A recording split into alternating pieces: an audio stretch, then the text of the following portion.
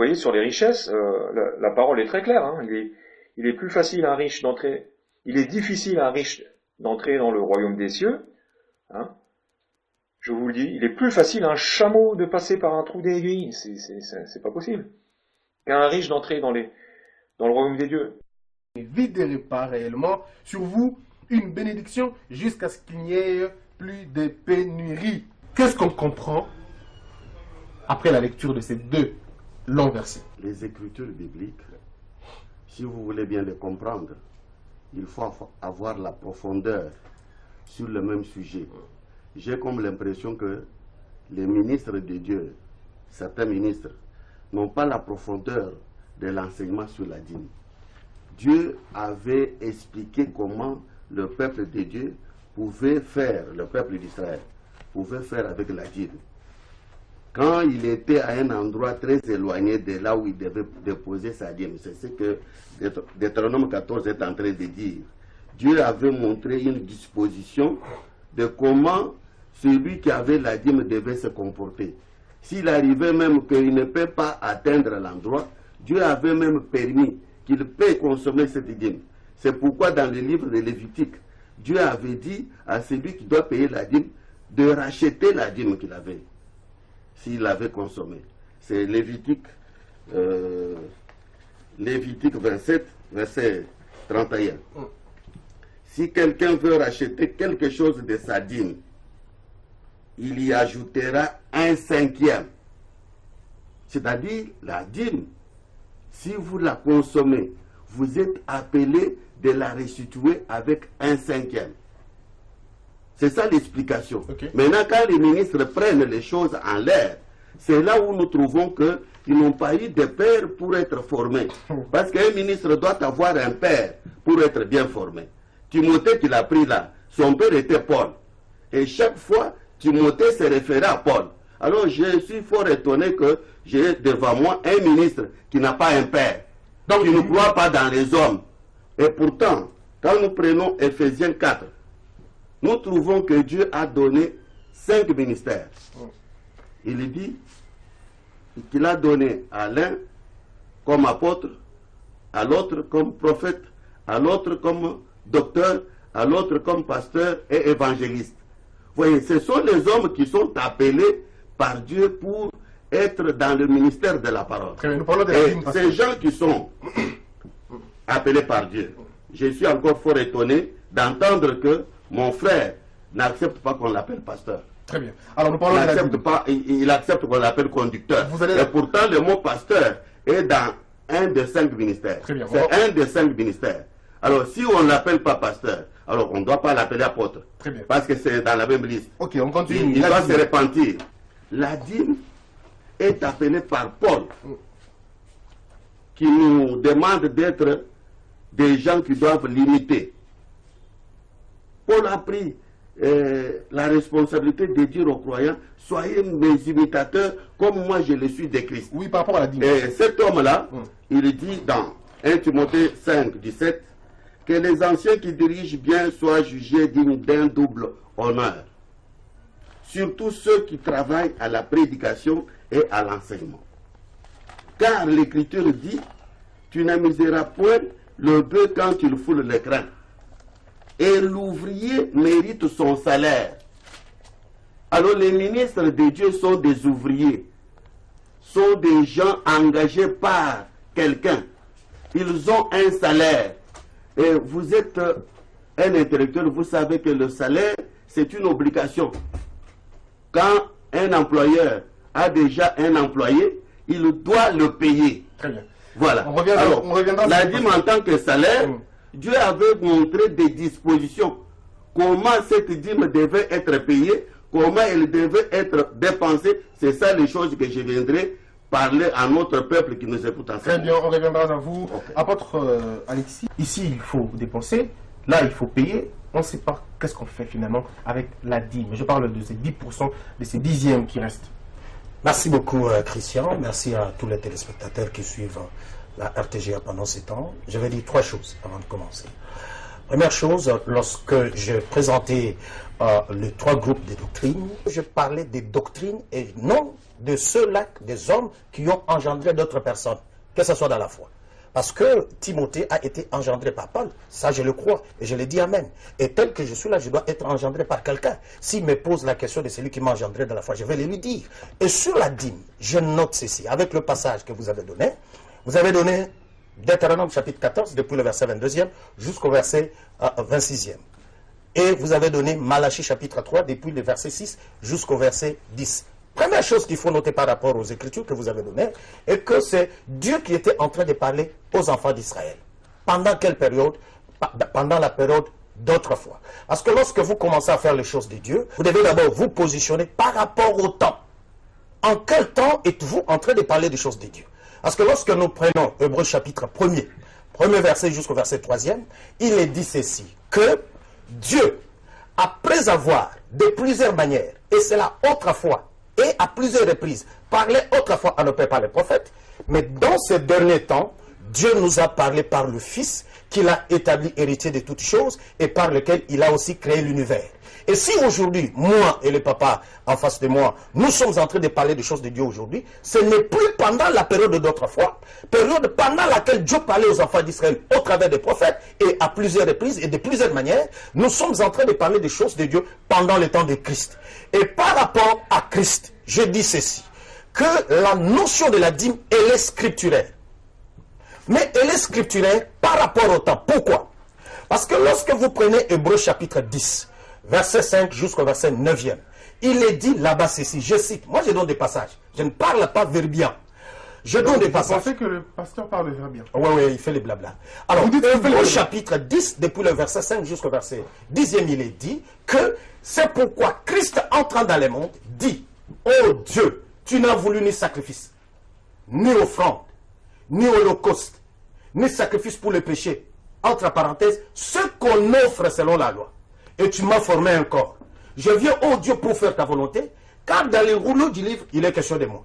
Verset 9, il dit, en parlant ainsi, il supprime la première chose pour établir la seconde. Donc la dîme est supprimée. La dîme fait partie des histoires, des choses que les enfants d'Israël présentaient à Dieu. Ce qui a été supprimé avec la venue et la mort du Seigneur Jésus-Christ. Mais pourquoi continuer à demander la dîme dans les églises? Ceux qui demandent et qui exigent des dîmes aujourd'hui, ils n'ont pas encore compris. Parce que j'ai senti même cette confusion là dans Papa Jean-Paul. Ils confondent le salaire des prédicateurs de l'évangile du Seigneur Jésus-Christ et la dîme qui est une notion révolue et dont le temps est passé. Dites-vous que la dîme est révolue. Le temps de la dîme comme offrande est révolue. Révolue pourquoi? Il faut que les téléspectateurs suivent très bien. Dieu a parlé anciennement de plusieurs manières sur la dîme. La première personne à donner la dîme dans ce livre appelé Bible, c'est Abraham. En Genèse 14, depuis le verset 20 jusqu'au verset 24e. Et Abraham, en donnant la dîme, il ne l'a pas donné à Jean-Paul, il ne l'a pas donné à Alexis, il ne l'a pas donné à Christian, il l'a donné à Melchisédek. Et Melchisédek, selon Hébreux chapitre 7, premier verset jusqu'au verset 3e, il est dit Melchisédek était sans père, sans mère, sans généalogie, sans début de jour ni fin de vie. Alors, si aujourd'hui on veut donner la dîme selon Abraham, il faut chercher Melchisédek. Or, Melchisédek, il croira avec moi que c'est le Seigneur Jésus-Christ. Et si Melchisédek est le Seigneur Jésus-Christ, comment aujourd'hui pouvons-nous prendre la dîme matérielle et la remettre au Seigneur Jésus-Christ? Par ce serviteur, les serviteurs du Seigneur Jésus-Christ ont aujourd'hui leur salaire que je vais démontrer ici. La deuxième personne, c'est Jacob. Dans le livre de Genèse chapitre 28, depuis le verset 20, où Jacob n'a même pas donné la dîme. Il a promis cela à Dieu, disant à Dieu, si tu me gardais dans le chemin, et je pars, je rentre, je te donnerai la dîme de tout. Et Jacob n'a jamais donné la dîme. Voilà pourquoi en Malachie chapitre 3, Dieu s'adressa aux enfants de Jacob. Malachie chapitre 3 que vous avez lu, au verset 6, Dieu leur dit, depuis le temps de vos pères, vous m'avez menti, vous m'avez trompé. Et vous dites en quoi t'avons-nous trompé? C'est dans les dîmes. Pourquoi? Parce que Jacob, leur père, avait promis à Dieu de lui donner la dîme, mais il ne l'a jamais fait. Et ça, c'est de 2. Et de 3, lorsqu'on entre maintenant dans la loi, vous allez trouver que 1, la dîme, une personne pouvait la manger elle-même. Deutéronome 14 que vous avez lu, depuis le verset 22 jusqu'au verset 26e. Dieu dit, parce que la dîme c'était avec Lévitique chapitre 27, verset 30, la dîme c'était le produit de la terre et de l'élevage. Et Dieu dit aux enfants d'Israël, si vous trouvez que le lieu où vous devez apporter votre dîme est éloigné, vous devez échanger cette dîme-là contre de l'argent. C'est qu'il y avait une différence entre l'argent et la dîme, selon les Écritures. Et vous allez noter qu'il y avait un seul lieu que Dieu avait choisi pour apporter la dîme. C'était où? C'était à Jérusalem, au temple, conformément à Deutéronome 12, verset 7e. Très bien. Alors, là, je chute en disant ceci pour cette première manche, Oui. que vous allez trouver tantôt, Dieu dit que vous pouvez manger la dîme vous-même. Vous arrivez en Nombre 18, verset 21, Dieu dit, je donne comme possession au fils de Lévi toute dîme en Israël. Vous arrivez en Deutéronome 26, verset 12 jusqu'au verset 14e, Dieu proclame une année de la dîme. Il dit que c'est la 3e année. Et cette dîme-là devra être donnée, 1, aux veufs, 2, aux orphelins, 3, aux étrangers.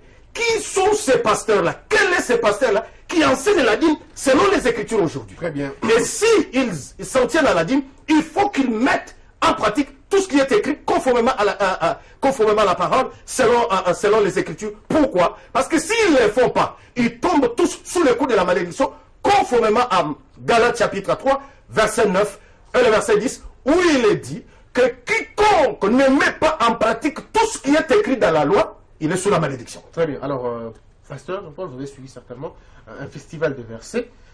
Et nous sommes avec vous maintenant. La question est simple. Est-ce que la dîme, devons-nous la payer? Devons-nous la rendre? Sinon, à qui devons-nous donner la dîme? À suivre notre co-débatteur, la veuve et l'orphelin. J'ai en face de moi quelqu'un qui ne comprend pas les Écritures. Il ne comprend pas les Qui Écritures. est en train de les citer sans les comprendre. Vous savez, la dîme étant un salaire, la dîme est donnée à Dieu. Pourquoi Abraham avait-il donné la dîme? Parce que c'est un commandement du Seigneur. Et Abraham, qui était un serviteur de Dieu, le savait. Il savait qu'à Dieu, on doit donner la dîme. C'est écrit où La avant dîme n'a qu'Abraham pas ne puisse commencé. donner la dîme? La dîme Ça n'a va pas être écrit commencé. où avant qu'Abraham ne Permettez. S'il vous plaît. Permettez. Allez-y, pasteur. La dîme n'a pas commencé avec les enfants d'Israël. La dîme a commencé avec Abraham. C'est pourquoi, quand j'ai parlé la fois passée, j'ai donné Hébreux chapitre 7, montrant que la dîme était déjà payée par Abraham depuis la Genèse. Et pourquoi Abraham avait-il payé la dîme? C'est là où je vais lire mon prophète. Parce qu'il y a des enfants de Dieu du message qui me suivent. Écoutez, le prophète de Dieu a prêché sur Hébreux chapitre 7. Et dans cette prédication-là... Là, c'est l'explication du prophète. Oui. Ok. C'est l'explication de mon père. Ok. Ok. Je dois parler, comme Paul avait dit à Timothée, quand tu parleras de Christ, tu dois parler aussi de moi. Ok. Alors j'ai pris ça dans la Bible. Je parle maintenant de William Branham. William Branham dit, dans la prédication Hébreux chapitre 7, deuxième partie, pour ceux qui me suivent, à la page 310, paragraphe 122, le prophète de Dieu dit, pourquoi demanderait-il à Abraham de payer la dîme? C'est Dieu qui avait demandé. Vous voulez, parce que vous prenez les Écritures de la manière dont vous le voyez dans la Bible. Mais vous devez avoir la compréhension spirituelle, la révélation des Écritures. Et Abraham, en tant que prophète, il avait la révélation des Écritures. Et le prophète aujourd'hui, il avait aussi la révélation des Écritures. Et mon frère en face de moi n'a pas ça. Parce qu'il a rejeté le message que Dieu lui a envoyé par le prophète William Branham. Et Branham dit... Donc il est perdu. Il est perdu. Je vais démontrer rapidement pour que le peuple de Dieu comprenne. Oui. Pourquoi demanderait-il à Abraham de payer la dîme? C'est Dieu qui avait demandé. Voyez-vous, quelle chose stricte est-ce de payer la dîme? Payer la dîme est juste. Tout chrétien est obligé de payer la dîme. Ça, c'est le prophète William Branham. C'est vrai. Cela n'a jamais changé. S'il lui parle du changement, Dieu a changé la dîme. Mais comment Dieu va-t-il payer les ouvriers qu'il a engagés? Comment Dieu va-t-il? Parce que un travailleur, un ouvrier doit avoir un salaire. Vous le savez très bien. Oui. Dieu, dans les anciens temps, avait montré que la dîme était le salaire des serviteurs. Et Dieu n'a jamais changé ça. C'est dans l'ombre. Nous pouvons prendre ça rapidement. On a déjà donné ce passage-là. Non, écoutez, c'est moi qui parle. Oui, vous avez Soyez très polis. Dans Nombre 18, le verset 31. Vous mangerez à un lieu quelconque, vous et votre maison. Car c'est votre salaire pour les services que vous faites dans l'attente d'assignation. Les services que les ouvriers que Dieu a pris à son service ont un salaire pour le travail qu'ils exercent. Si aujourd'hui, le même Dieu va prendre encore 5 ministères, il s'appelle apôtre. Il peut me donner une écriture de l'Ancien Testament où Dieu avait parlé des apôtres. Voilà. Ok, il encaisse des questions. Voilà. Il répondra. Il peut me donner une écriture du Nouveau Testament où Dieu est revenu sur cette loi de comment il devait payer ses ouvriers, parce qu'une loi, même dans le naturel ici, même dans notre pays, si une loi a été élaborée, elle doit avoir aussi une autre loi qui l'abroge. Oui, voilà. Alors, est-ce qu'il peut me donner l'écriture? Très bien. Je voudrais avoir une écriture nette et claire de comment Dieu va payer maintenant ces ouvriers-là. Parce que depuis l'Ancien Testament, Dieu avait donné la dîme comme salaire. Et Paul, qui comprenait les Écritures, il revient sur ça, il dit, tu n'amuseras pas le bœuf quand il faut le train. Et l'ouvrier mérite son salaire. Alors, Paul avait compris que, ouvrier que je suis, Dieu m'avait déjà donné un salaire. Et le salaire, c'était la dîme. Est-ce que quelqu'un qui vole, par exemple, qui détourne l'argent de l'État? Je voudrais dire d'abord sur le salaire. Je continue. Le salaire dont Paul parle. On parlera du salaire. Parce que Paul dit aussi de ça dans 1 Corinthiens. Il parle encore du salaire. Mais pasteur, c'est un vrai problème parce que beaucoup de personnes pensent aujourd'hui que la dîme, c'est une anarque. Finalement, vous en avez... Mais la dîme, c'est un salaire. Oui, ils disent que Dieu, prenons la dîme en tant que salaire. Quand est-ce que Dieu a abrogé cette écriture-là du salaire? Mais parce que vous ne savez pas d'où ça vient. Il a annulé ça quand? Mais pasteur, si je suis Nous voulons avoir une écriture avec les serviteurs là de tous les coins, dans les zones périphériques de Kinshasa. Ils sont en train de déranger les enfants de Dieu. Moi, je vous pose une question, pasteur. Si j'ai volé l'argent de l'État et que je retire dans l'argent volé dans le butin, je retire 10%, je vous amène. Oui. Ai-je bien fait devant vous? Non, la dîme, c'est le revenu de votre travail. Mais si ça, vous n'avez pas volé. Nous allons arriver. La dîme, c'est quelque chose qui est un salaire qu'on vous a donné à votre travail et vous devez prélever le 1/10 sur votre salaire. Qui est maintenant l'argent de Dieu, qui n'est pas même votre argent. C'est pourquoi Dieu dit dans Malachie que vous me trompez la nation tout entière. Parce que les gens entrent dans 1/10 de leur salaire. Est-ce que Jésus a recommandé la dîme? Jésus, de façon claire. A-t-il recommandé la dîme? Jésus-Christ. Oui. Jésus-Christ a reconnu que les gens qui payaient la dîme faisaient bien. Ou, par exemple, dans Luc. Nous pouvons aller dans Luc. Oui. Dites-nous ce qui est dit dans Luc. Oui, oui. J'ai lu rapidement. Quel Luc? Prenons Luc 11, verset 45. D'accord, je vais lire pour vous. Matthieu, Luc. Il est en train de... Luc, vous avez dit 11, hein? Oui. Ok, verset. Malheur à vous, pharisiens, parce que vous payez la dîme de la main, de la rue et de toutes les herbes, et que vous négligez la justice et l'amour de Dieu. C'est là ce qu'il fallait pratiquer, sans omettre les autres choses. Alors on ne peut pas omettre la dîme. Est-ce que ça ne joue pas contre vous? Oui, non. Cette écriture montre que Jésus était d'accord avec la dîme, mais il a trouvé que les pharisiens payaient la dîme, mais ils ne faisaient pas d'autres choses qui étaient aussi importantes. C'est pourquoi il dit sans omettre les autres choses. Merci. Très bien. Alors, Jésus a félicité ceux qui payaient la dîme, mais il les a prêchés pour qu'ils continuent encore à faire d'autres choses qui sont excellentes. Très bien, pasteur. Alors, parce que je vois que vous êtes en train de quitter votre place. Oui, je suis habitué à sauter même quand je parle. Je comprends ce que ça veut dire. Ouais. Alors, pasteur, on vous a posé 3 questions. Voilà. Comment les serviteurs doivent-ils être payés? Voilà. Qui doit les payer et comment? Voilà. Première question. Deuxième question, donner des écritures claires et nettes. Merci beaucoup, je suis très heureux aujourd'hui parce que j'ai trouvé une confusion inutile, creuse, gratuite, dans la tête et le cœur de papa qui est en face de moi, qui a commencé à prêcher, qui a tenu ce livre bien avant que moi je ne sois né. Mais c'est regrettable qu'il soit à ce niveau. Pourquoi? Lorsqu'il pose la question de dire, parce qu'il a commencé par dire qu'il n'est même pas pasteur, etc. Exactement, moi je ne suis pas pasteur. Parce que dans Romains 12, verset 7, il est dit que celui qui est appelé au ministère s'attache à son ministère. Le ministère que je remplis, c'est le ministère d'apôtre et non de pasteur. Ça, c'est de 1. De 2, il a demandé une écriture. Et il a dit que nous devons être les imitateurs de Paul, comme Paul était imitateur de Christ. Alors, sur ce sujet de la dîme, si nous devons imiter Paul qui était imitateur de Christ, parce que cela est dit dans 1 Corinthiens chapitre 11, au premier verset, c'est là que Paul dit que soyez mes imitateurs, comme moi je suis imitateur de Christ. Si nous devons prendre ce passage-là par rapport à la dîme, qui donne un seul passage où Paul a donné la dîme, où Paul a reçu la dîme, et un autre passage où Paul, imitateur de Christ, a pris la dîme, Christ a pris la dîme, où il a aussi donné la dîme. Un seul passage, et je ne verrai pas. Mais s'il a besoin de passages qui montrent qu'il y a eu changement de régime, je lui donne Romains chapitre 7, au verset 6e. Alors, on va lire ça. Romains chapitre 7, Oui, au verset 6e. Oui, bon, parce que vous retenez, vous pouvez lire ce que c'est. Il est dit, Oui. mais maintenant nous avons été dégagés de la loi pour servir Dieu sous le régime nouveau de l'esprit. Vous avez dit Romain? Romains chapitre 7, verset 6e. Très bien. C'est qu'il faut que papa comprenne que dans les choses de Dieu, il y a eu changement de régime. Il y a un régime ancien de la loi où la dîme était d'actualité et devait être donnée par les enfants d'Israël, et un régime nouveau où le salaire des prédicateurs de l'évangile aujourd'hui n'est pas à comparer avec la dîme qui était observée. Pourquoi?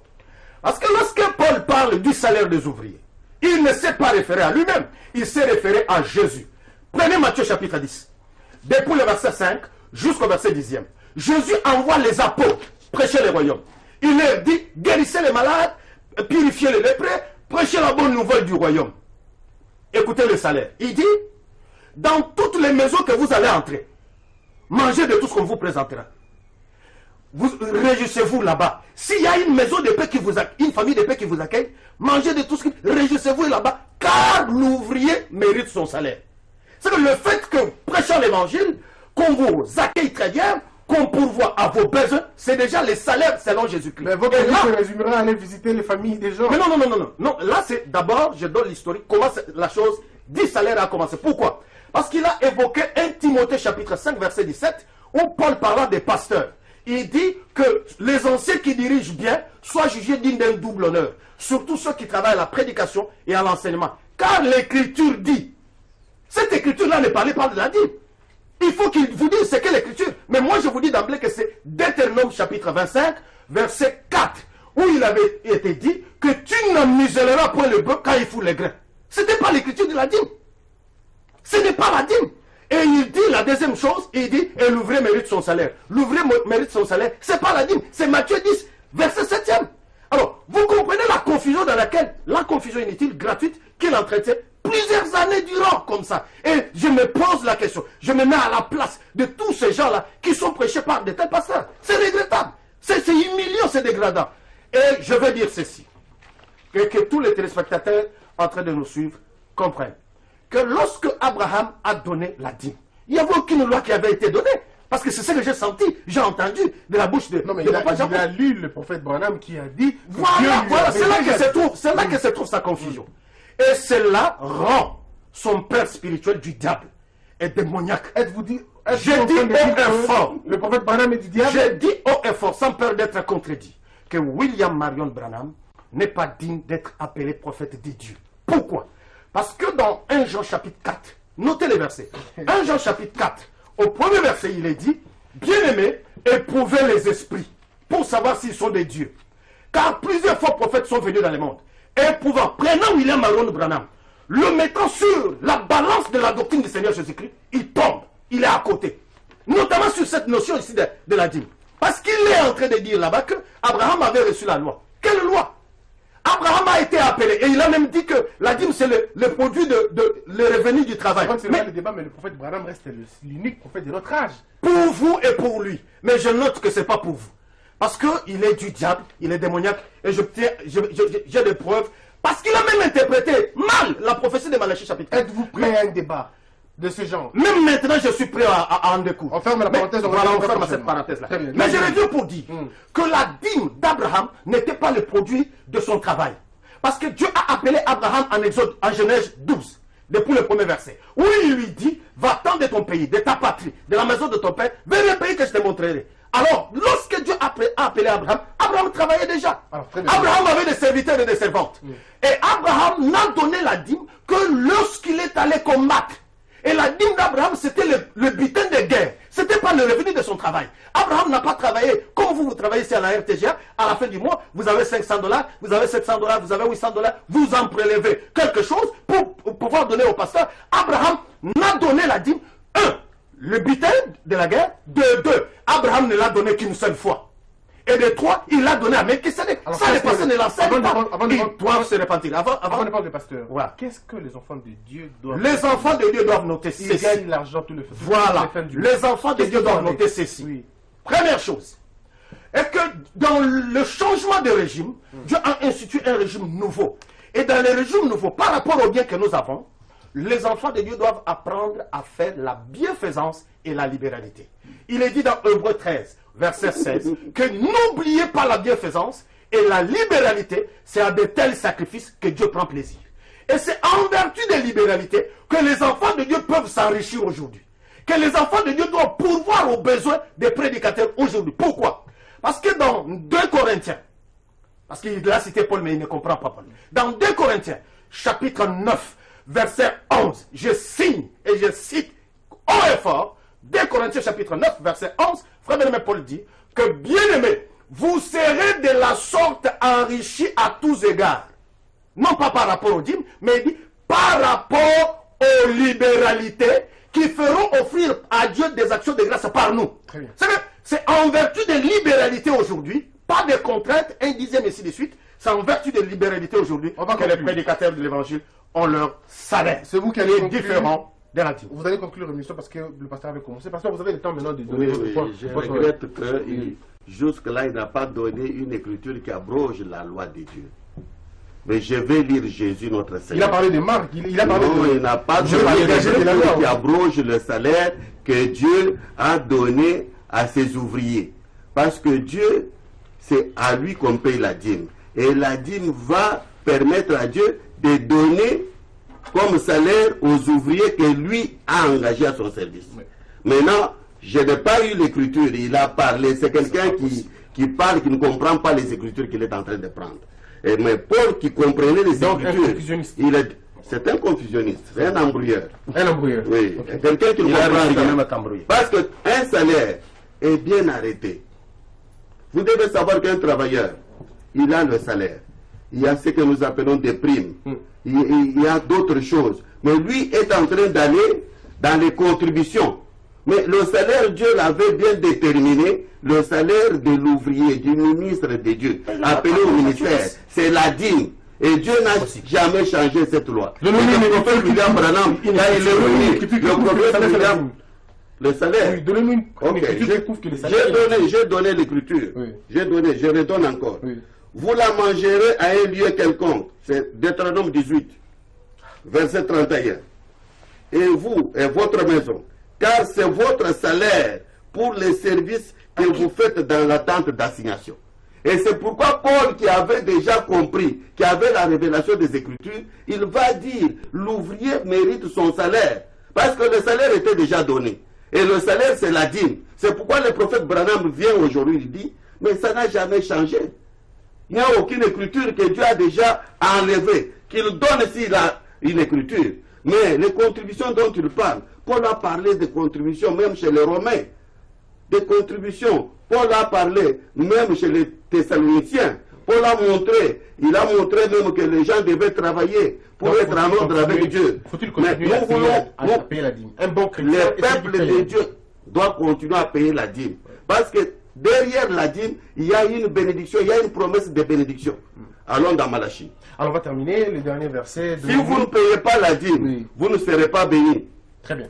Dieu dit, apportez à la maison du trésor toutes les dîmes, pour qu'il y ait de la nourriture dans ma maison.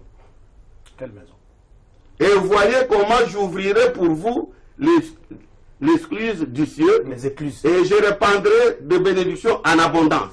Très bien.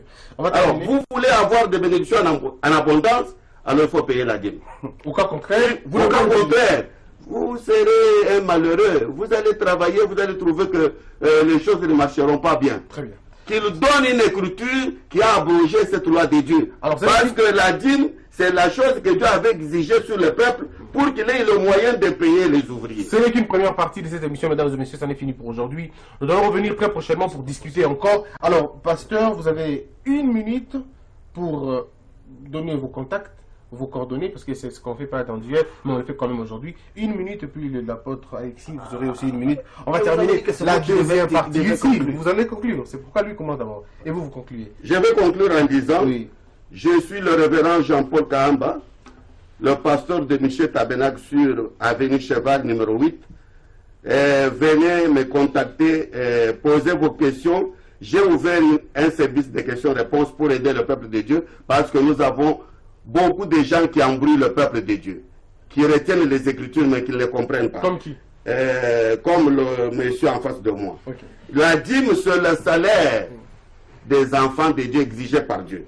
Jésus a dit ceci. On va terminer, pasteur. Je vais lire rapidement. On a fini le temps. C'est que Jésus, notre Seigneur, a dit. On a épuisé. Oui. Je vais lire rapidement. Pour que mon à la place, frère... donnez le numéro, pasteur, parce qu'on a épuisé tout notre temps. On a plus ce temps. Donnez le numéro de contact. Pour ceux Oui, qui... Jésus a dit, ne croyez pas que je sois venu pour abolir la loi et les prophètes. Je suis venu non pour abolir, mais pour accomplir. Très bien. Alors, votre numéro, pasteur. Oh, 085 14 911 40. Très bien. Continuez à payer la dîme parce que c'est la loi de Dieu. Merci beaucoup. Jésus n'est pas venu pour abolir cela. Apôtre, on est 1 minute de terminer. Oui, en 1 minute.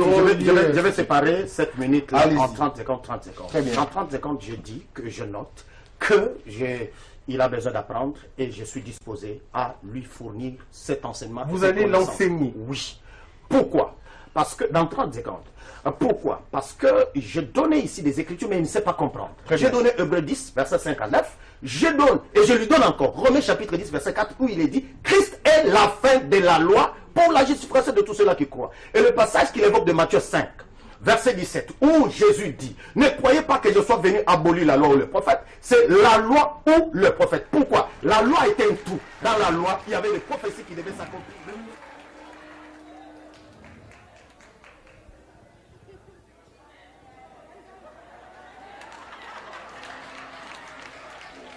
Ça relève une alliance spirituelle, ministérielle.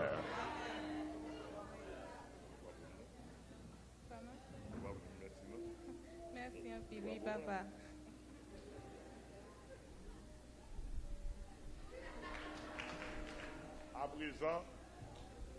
À présent,